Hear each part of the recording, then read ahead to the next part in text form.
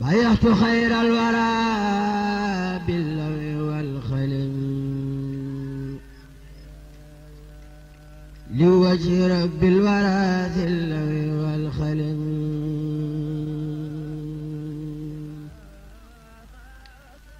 بايعت خير الورى. Dans le Coran, Dieu commande aux hommes d'obéir au dernier prophète de l'islam, Muhammad, paix et bénédiction sur lui. Ce messager d'Allah était un homme élu qui exécutait les ordres de Dieu et transmettait ses révélations. Il incarnait celles-ci à travers ses actes et ses paroles. Aussi incarnait-il à travers tout son être l'idéal humain agréé par Dieu, exalté soit-il. Dans le monde musulman, il y a de grands hommes et femmes connus pour leur sainteté et leur sublime caractère. Dans ce film, nous tenterons de montrer l'exemplarité que constituent les qualités morales et spirituelles d'un de ces saints hommes. Une fierté sénégalaise et musulmane. Un homme dont la vie et l'œuvre transcendent les réalités contingentes. Le Cheikh Ahmadou Bamba. Cheikh Ahmadou Bamba était le précurseur d'une voie empruntée par des milliers d'hommes. Une voie dans laquelle chaque vie d'un disciple véridique suffit de preuve pour étayer l'authenticité de l'islam. Cette voie est la continuité de la voie droite, celle des illustres bienfaisants, quelle que soit leur époque. La voie de la vérité et de la soumission. La voie de l'amour de Dieu, des prophètes et de toutes ses créatures. Le Cheikh Ahmadou Bamba a été initié très tôt aux sciences et à l'adoration de Dieu, ce qui l'éloigna de toute ambition matérielle. Depuis son plus jeune âge, il éprouvait un amour pour son Créateur. Ses parents racontent qu'il s'imposait des prières pendant la nuit avant même d'être envoyé à l'école coranique. Ce, parce que son père lui avait dit qu'il était dans les habitudes des gens pieux de prier pendant la nuit. À cette époque, il ne savait sûrement pas ce qu'il fallait dire dans la prière, mais il s'agit ici de montrer son souci, depuis son enfance, d'imiter les gens pieux. Comme il a grandi avec cette ambition de rencontrer Dieu, il était naturel qu'il désirât tout ce qui le rapprochait de lui et craignit tout ce qui l'en éloignait. Le Cheikh Ahmadou Bamba n'aimait ni ne détestait qu'en Dieu, par Dieu et pour Dieu. Il n'avait d'amis et de compagnons qu'en Dieu. Il ne se déplaçait et ne se reposait que pour acquérir l'agrément de Dieu. Il ne se préoccupait des profits temporels que quand ils étaient acquis pour Dieu et dépensés pour lui. En effet, il ne se réjouissait des biens de ce monde que quand ils étaient dépensés dans les œuvres de bienfaisance. Il s'en réjouissait alors parce que cela était agréé par Dieu. Par ailleurs, tous ses discours étaient axés sur la mention des sublimes noms de Dieu, la recommandation de la bienfaisance et l'interdiction de la malfaisance. En substance, on ne peut se souvenir de lui sans penser à Dieu.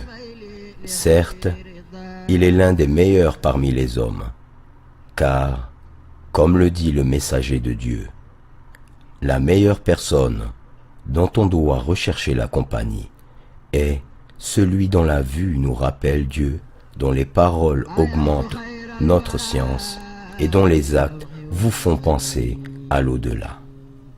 Or, Cheikh Ahmadou Bamba est l'une des personnes dont le souvenir fait penser à Dieu. Car tous ses discours, ses audiences, ses actes nous rappellent Dieu. Cette réalité est constatée dans sa conduite envers Dieu par tous ceux qui l'ont fréquenté. Cela est attesté par sa droiture, par sa conformité à la loi formelle et par la clairvoyance exotérique renforcée par la lumière de la vérité. Il est à noter qu'il ne s'est jamais servi d'un bien douteux.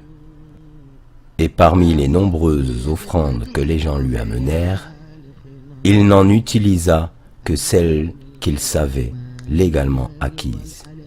Tout ce qui précède témoigne de son aversion pour l'illicite et sa méfiance envers les choses douteuses.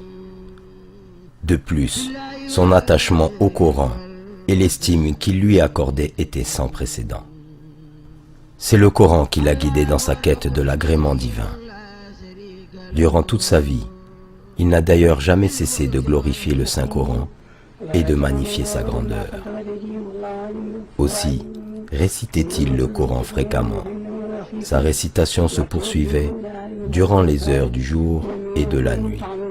Le motif de ses fréquentes récitations du Coran résidait dans son authentique espoir que ce serait un moyen de jouir de l'amour de son Seigneur, de se rapprocher de lui et d'être en intimité avec lui. Son illustre biographe, Cheikh Mohammed al-Bashir Mbacké, témoigne: comme ceux qui ont fréquenté le Cheikh Ahmadou Bamba, j'ai été témoin de son habituelle récitation nocturne du Coran. Très souvent, quand les gens dormaient, il récitait le Coran à ravir les cœurs, à provoquer l'émotion et à apaiser des désirs excités.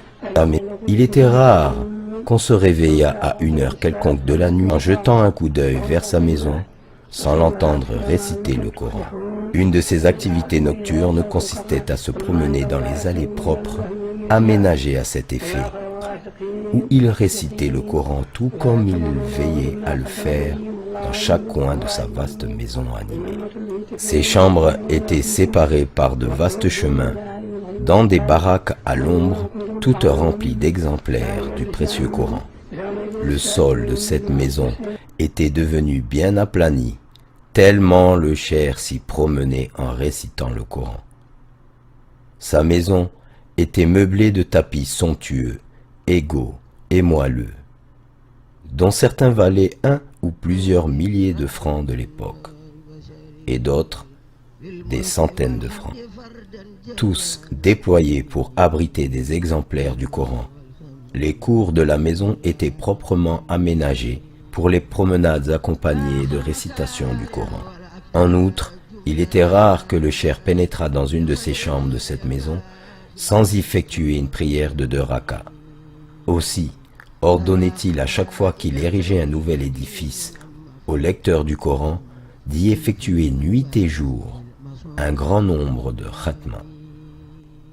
Tout en récitant le Coran, il supervisait personnellement les travaux de ses disciples, à qui il distribuait de la nourriture et offrait du thé et du café préparés dans de grandes écuelles, à côté de nombreux repas apportés par les mourides voisins. Ainsi, ses seules activités consistaient à rendre service à l'humanité et à adorer son Seigneur.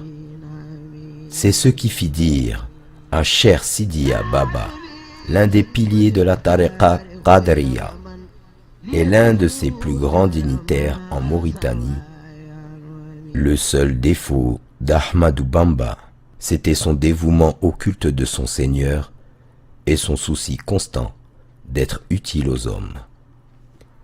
Il ignorait le repos à tel point qu'il n'a jamais construit de maison ni installé un lit pour s'y reposer. Pour nombre et luxueuses qu'elles fussent, ces maisons et les meubles les ornant, construites par des mourides, étaient réservées à la conservation des exemplaires du Coran et des livres de science. Il disait: c'est au prix de l'effort que tu acquiers l'éminence. Celui qui aspire à un rang sacrifie les nuits en veille. Qui ambitionne l'éminence et dort la nuit, convoite pour soi-même l'impossible. Cependant, ces journées étaient divisées en des heures consacrées à l'examen des besoins des gens et les autres à l'entretien de ses rapports avec son Seigneur. Car le cheikh ne faisait de compromis avec personne dans ce domaine. Il n'avait pas le temps de discuter des choses futiles. Quant aux prières accomplies au milieu de la nuit, constituait son activité préférée. Cheikh Mohammed al-Bashir nous raconte que la prière et la récitation des formules de dhikr remontant au prophète constituait la plus grande partie de ses activités de nuit. Parfois, il se rendait à différents endroits du village et à des cours de sa grande maison qu'il ne pouvait visiter que quand les gens dormaient à cause de la bousculade que provoquait son apparition devant le public, bousculade causée par leur désir d'obtenir la baraka et sa bénédiction. Les disciples ont raconté que souvent, ils le voyaient sortir au cours de la nuit pour visiter les tombes.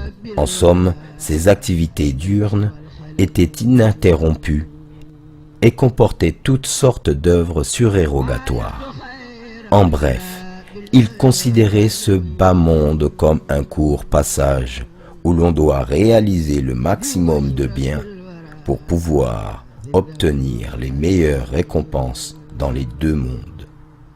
Ainsi, réunissait-il toutes les belles qualités des grands hommes de Dieu, dont l'une des plus distinguées, la patience. La patience du cher Ahmadou Bamba est celle de ceux qui se confient à Dieu, de sorte à être capable de supporter le mal en comptant non point sur sa propre force, mais plutôt sur l'assistance divine. Peu de gens ont été aussi maltraités que le cher Ahmadou Bamba. Malgré sa fidélité à la voie droite et son respect scrupuleux de toutes les règles, ses ennemis lui feront subir les pires tourments. Pourtant, jamais il ne s'en plaindra, et jamais il ne demandera une quelconque assistance. Et l'idée même de se venger ne lui viendra jamais à l'esprit. Le dommage qu'on lui faisait n'avait pas pour motif une dispute portant sur un intérêt qu'il aurait cherché à se procurer, car il ne se préoccupait pas des intérêts mondains. Loin de considérer les attentats dirigés contre sa propre personne comme un mal, il les considérait comme un bienfait de Dieu qui éleva son rang, tout en sachant que le vrai mal, pour lui, était celui qui touche aux intérêts de la religion. Pour repousser un mal, il demandait l'assistance de Dieu contre le malfaiteur afin de défendre le culte de Dieu et de propager sa religion. Sa patience était celle d'un homme que le plaisir procuré par les actes dévotionnels faisait oublier tous les préjudices que ses ennemis lui infligèrent, d'un homme qui ne ménageait personne quand la religion était en cause et qui se suffit de l'assistance de son Seigneur. Sa douceur et sa gentillesse allaient au-delà de toute entente. Dans ses demeures, les richesses et les biens matériels accumulés étaient innombrables. Les dons pieux lui provenaient de tous bords. Ses disciples lui amenaient des milliers et des milliers d'offrandes, d'argent et d'or, de même que des centaines de dromadaires et d'automobiles chargés de diverses espèces de denrées. À savoir que ses disciples ne lui faisaient don de leurs biens et de leurs richesses que pour amour d'Allah et du prophète Muhammad sallallahu alayhi wa sallam. De toute évidence, le cher Ahmadou Bamba fut l'un des hommes les plus fidèles aux ordres d'Allah et aux modèles prophétiques.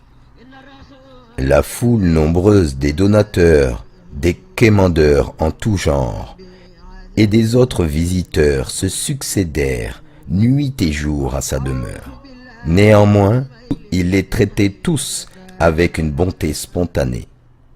Quant aux gens pieux, aux érudits et aux savants, il leur fournissait d'énormes quantités de vivres afin de leur permettre de se consacrer à leur culte. Pour les pauvres, il fut un père bienveillant et une mère compatissante. Il les abritait par milliers et les prenait intégralement en charge. Si bien qu'on observait sur lui des signes de regret quand un nécessiteux, dont il n'avait pas été informé de la présence, puisse quitter sa maison sans bénéficier de sa générosité. Il s'en désolait Et si le nécessiteux était connu, il lui envoyait alors l'aide qu'il espérait. De même, quand un besogneux ne pouvait pas le voir à cause d'un manque de temps ou pour une autre raison, il lui envoyait ce qu'il cherchait, même s'il habitait un endroit lointain. Il faisait cela par bienfaisance et pour l'amour d'Allah envers ses créatures. Nul doute qu'il n'usait d'aucun moyen pour acquérir des biens, il ne cherchait ni à les accroître, ni à les thésauriser. Il versait dans le sac du pauvre ce que le riche donateur apportait. Sa main charitable était tendue à l'extrême. Cette sublime qualité constitue l'une des choses qui faisait que quiconque le fréquentait l'aimait. Manifestement, il fut l'une des personnes les plus aimées de son temps. Le Cheikh Bamba, aussi surnommé Khadim Rasoul, avait tout à sa disposition pour s'enorgueillir ou faire preuve d'un abus d'estime de sa propre personne. Mais il ne fut rien de cela. Par conséquent, son influence, son pouvoir et le prestige dont il disposait aux yeux des gens, tout cela n'avait que trop peu d'importance pour lui. On raconte qu'il s'occupait lui-même de ses tâches personnelles, bien qu'il conquît déjà le cœur de milliers de personnes disposées à lui rendre service à tout moment. Il était toujours vêtu de vêtements légers et simples, toujours avec ses fameuses sandales. Il s'asseyait à même le sol, sans tapis. Il serrait la main des riches et des pauvres, et il passait la salutation en premier.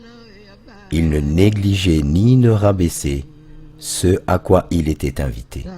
Il était souple, il avait le comportement d'excellence et avait une belle conduite envers les gens. Dans le poème « Ô mon compagnon », il dit « Si tu t'imagines être doté d'une prééminence envers un quelconque être humain, ceci avant même d'être parfaitement assuré de ton salut demain, sache alors que tu es un ignorant et un sot, et sois certain que Satan t'a égaré vers la suffisance et la présomption. » Il disait aussi « Quiconque considère sa supériorité sur les chiens, un chien est sans doute au-dessus de lui. » Le Cheikh Ahmadou Bamba faisait preuve de compassion envers tous ceux qui l'entouraient, sa famille, ses amis, les orphelins, les étrangers et même ses ennemis. Il observait les règles de politesse et de courtoisie de la meilleure façon, tout au long de sa vie. Suite au confinement forcé en résidence surveillée qui lui avait été imposé par les autorités coloniales, soi-disant afin d'éviter des attroupements qui accompagnaient ses déplacements, le Cheikh Ahmadou Bamba chargeait certains de ses disciples de s'enquérir de la situation des malades, de transmettre ses condoléances aux parents des personnes décédées en son absence et de s'enquérir de la situation de ses proches. Le Cheikh Bamba Khadim Rasoul envoyait également de l'aumône et de nombreux dons, en argent ou en nature, à des pauvres, à des frères de religion, aux pauvres et d'autres connaissances dont le culte de l'honneur retenait de solliciter une assistance. À propos de sa miséricorde envers les créatures d'Allah, Cheikh Mohammed al-Bashir témoigne: Dieu avait mis dans la créature de notre Maître l'affection pour les croyants et la pitié pour toutes les créatures. Il patientait, s'en remettait à Dieu, supportait les préjudices des ennemis et nourrissait à leur égard de la sympathie, espérant qu'il serait finalement bien guidé. Notons que lorsqu'il discutait avec quelqu'un, il le faisait avec une telle politesse que toutes les fois qu'on lui parlait, il n'interrompait jamais et écoutait jusqu'à ce que la personne ait fini. Généralement, cette luminosité éclatante s'estompait, et ce doux sourire, rendant le cœur de tout le monde enclin à être attiré vers lui, nourrissant de ce fait toute leur sympathie à son égard. Sur sa pudeur, Cheikh Mohammed al-Bashir ajoute: il lui arrivait souvent dans sa maison de surprendre un homme en train d'endommager quelque chose ou de pénétrer dans quelque lieu sans permission. Tout en détestant ces actes, Le cher se contentait d'identifier l'intrus, sans que celui-ci ne s'en aperçoive, disparaissant discrètement jusqu'à ce que l'individu sorte de la maison. Puis, à cause du devoir d'ordonner le bien et de défendre le mal, devoir qui lui incombait d'une manière particulière envers ses disciples, il réunissait tous ses disciples avec le malfaiteur, et tout en leur adressant des reproches d'une manière générale et indirecte, mais de telle sorte que le malfaiteur, s'il était intelligent, comprenait qu'il était visé, même si le cheikh n'ajoutait rien en cela. Ses sublimes qualités, sa personnalité d'amour, sa bonté et sa compassion incitaient les gens qui le côtoyaient à l'amour du bien et à allumer dans leur cœur l'ardeur de la foi. Ce saint homme n'a jamais fait du mal à qui que ce soit, ni par sa main, ni par sa langue. Cheikh Mohammed al-Bashir nous raconte à ce propos. Il alertait ses disciples contre la médisance et la calomnie de telle sorte que nul d'entre eux n'osait le commettre. Il ne tolérait même pas cette sorte de médisance dite licite, qui consiste à s'entretenir avec ses compagnons d'une personne absente, même si ce n'était pas dans l'intention de faire connaître les défauts de cette dernière. Il n'a jamais rendu le mal par le mal, et il était un homme miséricordieux, comme l'histoire n'a jamais connu. Au bout de 33 ans de privation de liberté dans la maltraitance et la souffrance, jamais, au grand jamais, il ne s'est plaint. Jamais il n'a pensé à la vengeance. Malgré tout ce que les colonisateurs français lui infligèrent, avec l'échec de leurs manœuvres répétées contre lui, il leur pardonna sans aucune rancune. J'ai pardonné à tous mes ennemis pour l'amour du Seigneur, qui les a écartés de moi à jamais, dit-il. Aussi, je ne songe nullement à me venger. J'ai accordé mon pardon à tous mes ennemis avec pureté du cœur. Cette noble attitude du cheikh, en totale harmonie avec la moralité du Coran, devrait servir de modèle pour les relations interconfessionnelles encore aujourd'hui. Bref, en définitive, par son humilité, sa modestie, son affection et sa prévenance en toutes circonstances, le cheikh Ahmad Bamba était l'un des meilleurs modèles de son temps et le reste tout aussi bien de nos jours.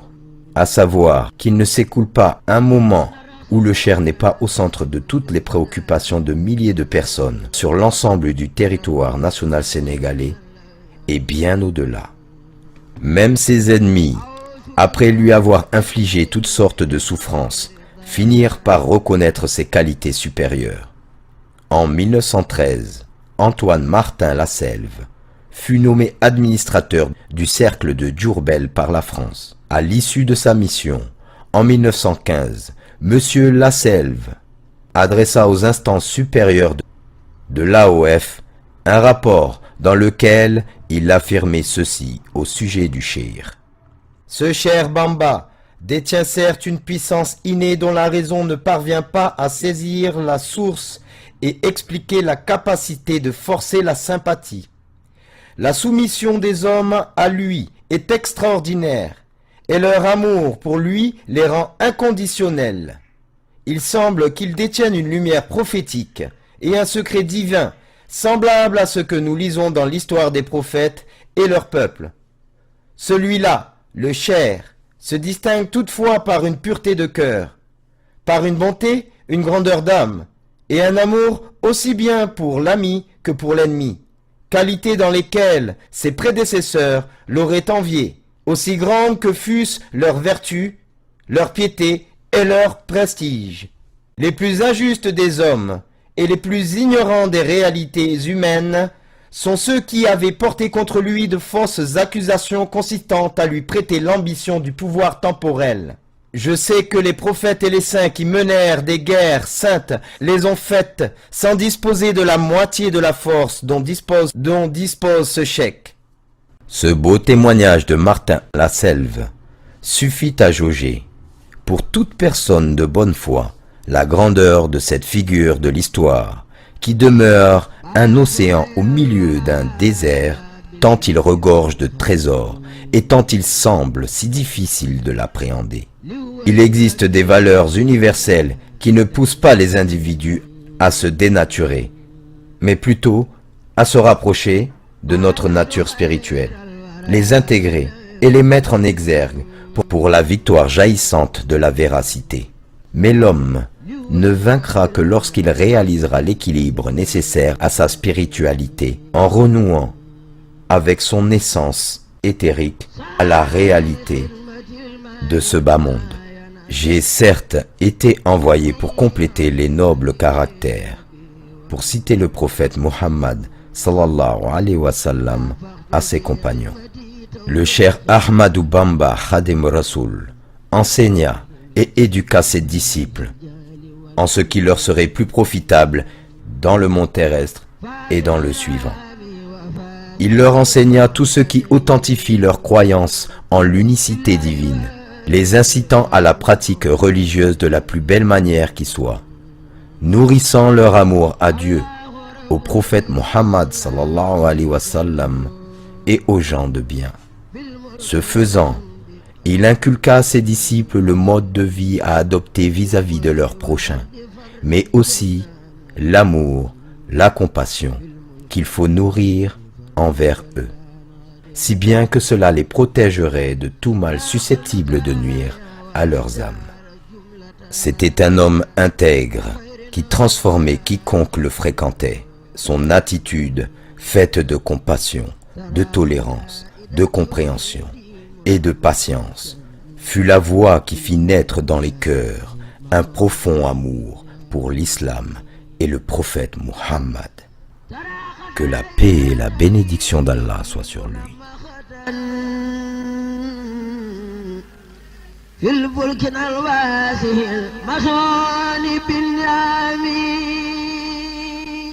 بصرت خير الورى تفسير سيمقة صلى عليه مجيب خاتلي نعمين